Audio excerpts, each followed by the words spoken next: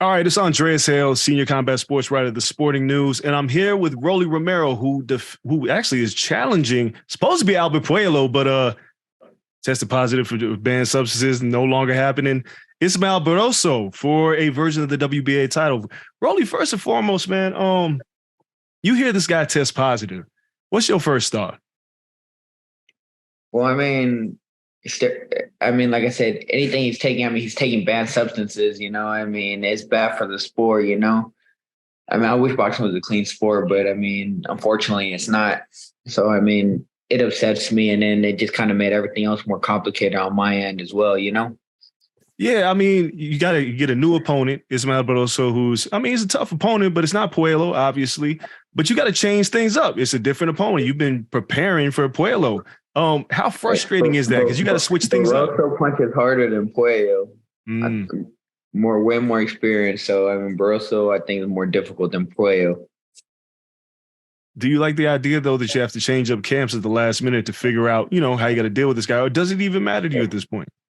Ain't the first time, ain't going to be the last time. Look, I'm going to tell you like this. Well, I fought how many, bro, they switched my opponents like literally last minute so many times now. It's just like, to me, it's like, bro, I just want to fight. I don't believe I'm fighting that person till the day, till the bell ring. So it's one of those things like, man, even at the weigh-in, I'm looking at you. It's like, man, you better show up on Saturday. No. Even at the weigh-in, I've had people pull out of fights. There's this dude, right? I'm not gonna say his name, but it was when I was defending the WBA I had prior. He weighed in. Okay, the fight's at 135, but he weighed in at 139 pounds. I'm like, I don't give I'll still fight you. Right. So I fight him right so I stepped about at his weight class, right? 139, whatever weight he came in at, right? He still pulled out. They had to get me. They had to get me somebody who they had as a backup because this is during COVID, so they had backups for everybody, right? Right. Man, I'm just like, really? And my backup was overweight too. I'm just like, bro, I gave you 4 pounds and you still don't want to, bro. Dude, I had somebody have an anxiety attack, man. They didn't want to fight me. Man, I've had all sorts of things, man. Man, what does that say though? Does that say these fighters, they don't really want to get in the ring with Rolly? Is that what this is telling you? Well, shoot, they all want to get in the ring until they look me in the eye, and then they're just like, no. So let's talk about it. So 140 pounds, man. How excited are you to move up? Because fighting at 35, it's a different weight cut, but do you feel stronger? I know everybody asks you this question, but realistically, do you feel stronger now at 140 that you don't have to cut off those extra 5 pounds?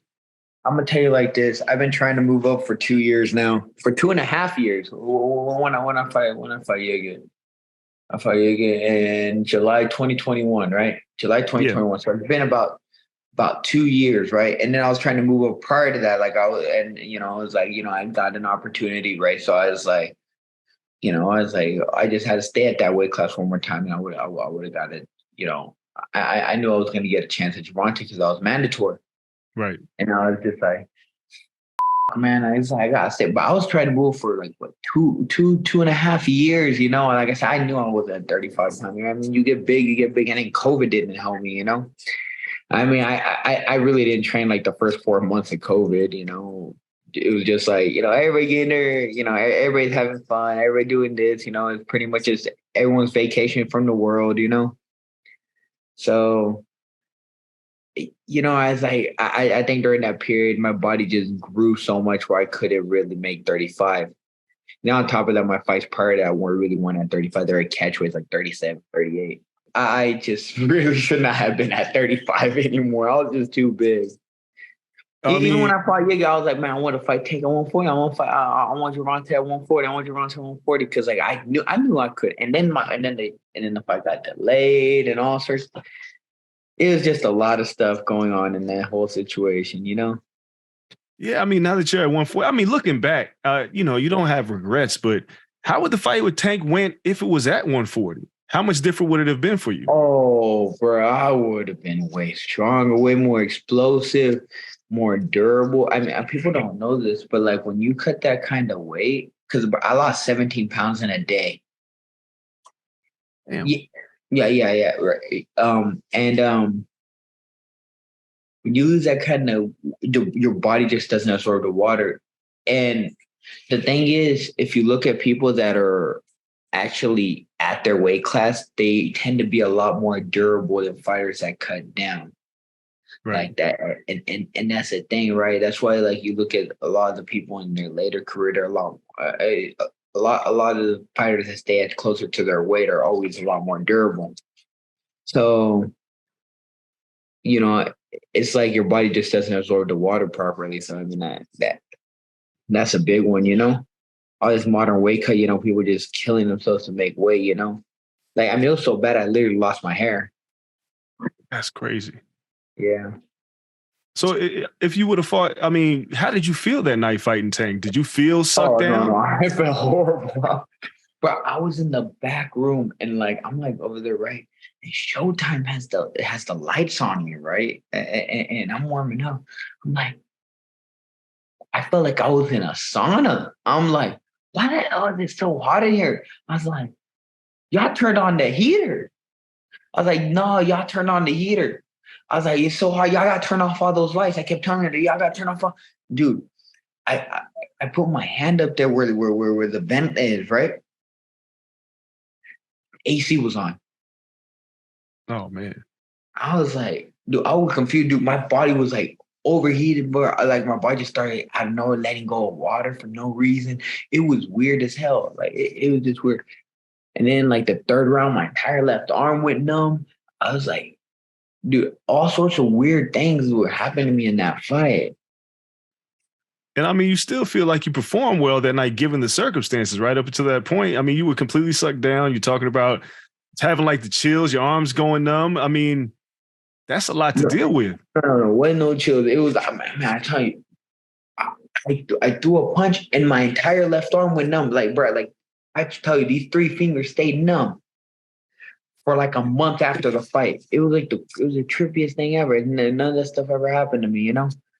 But like I said, it's just I just should not have been at 35 no more. And I knew I should not have been there anymore. But the opportunity, I want to be great. I want to be champ. And I've been calling this dude out for how long, I don't know how long I've been calling this guy out.